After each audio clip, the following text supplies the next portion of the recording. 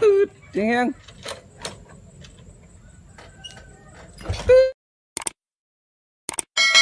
บ่ได้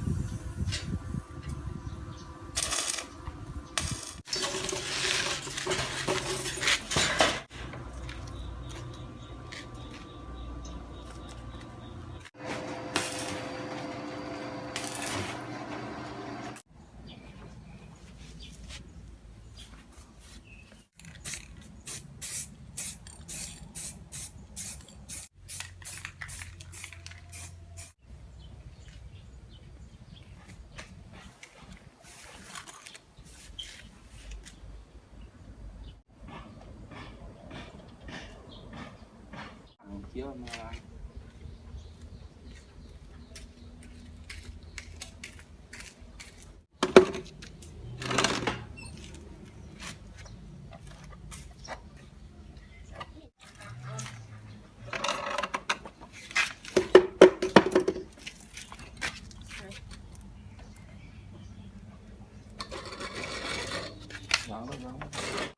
ไก่มันก็ได้มาย่างก็ได้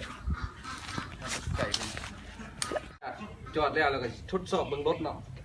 ว่ามันจะมีความแข็งแกร่งสำหรับก็จอดแล้วใหม่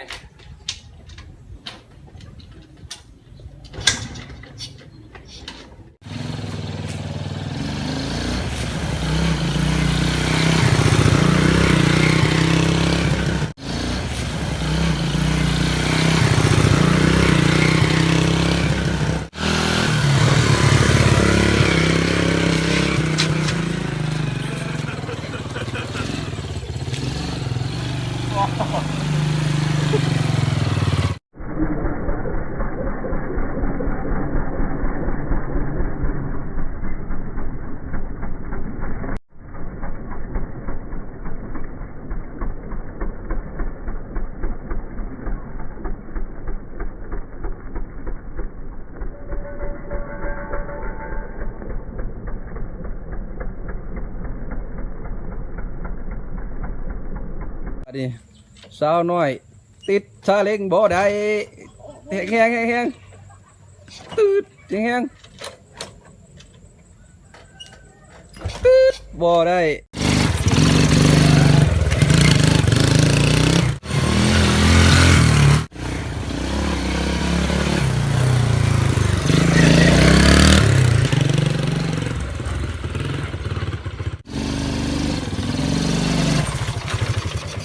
โอเค